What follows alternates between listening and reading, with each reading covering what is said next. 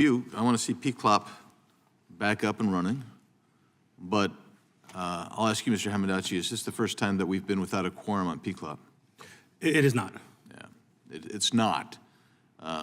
We need to get it up and running as quickly as possible, but it's not. This isn't necessarily unique.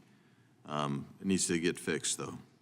I wanted to ask you a question because you responded, and I'm going to tell you how I interpreted your answer. Why the firing took place, and you said it was reported that Laura Loomer recommended that. I interpret that as meaning that you're like me. I don't know why he was fired. Yeah, I only know the reports that I read. Yeah. And I would say that there's a difference, I think, also between a job like the NSA, where the president has the authority to fire someone, where with PCOP, that's an independent oversight board, and the president should not be able to fire those board members. But it currently has the authority now, but yeah, maybe some reform there is what you're suggesting. Well, so we would argue that he did not have the authority to fire the all right. PCOP members. Fair enough. So I'm gonna go on here, Mr. Chair.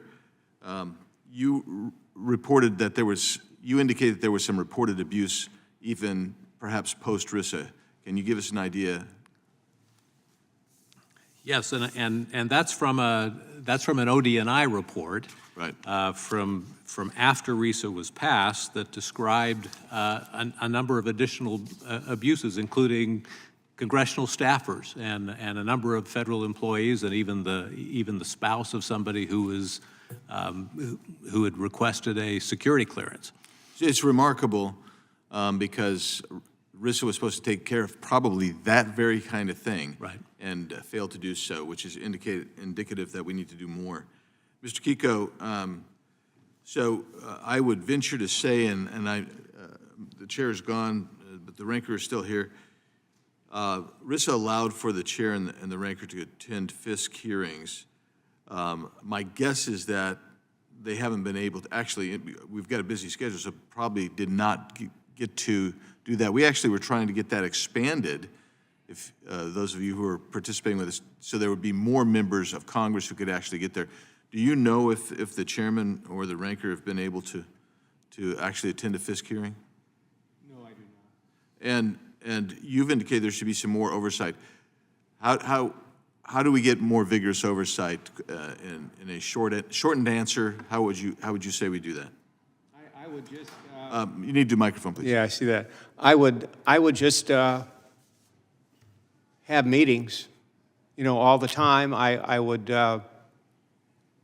have somebody, whoever is your oversight person, call these people up and say, where are you on this? Give a report, because there's 15 or 20 requirements that are new requirements in RISA, and you should hold their feet to the fire and get in coordination with the inspector generals and have a whole bunch of stuff done that way.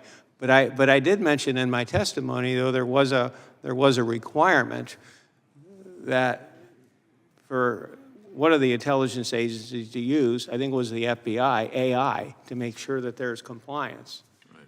And I don't know why this body, your committee, shouldn't be able to real time make sure that there is compliance, and what does that compliance look like? And just make sure that they are complying with everything, because you're going to be reauthorizing the bill, in a year. I agree with you. We need to be more vigorous in our oversight, definitely and for sure. Mr. Chernowski,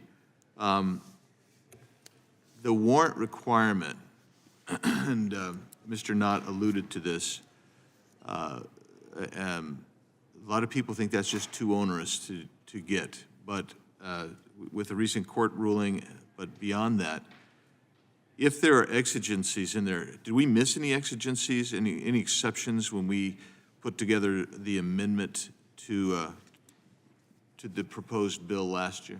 Thank you for the question, Mr. Chair. And I believe that the warrant, the exceptions to the warrant amendments that you put together during the last Congress were quite robust in terms of providing the needed flexibility for the agencies to conduct their surveillance without necessarily needing to worry about that. So I think that you did a very good job with that, sir. Thank you.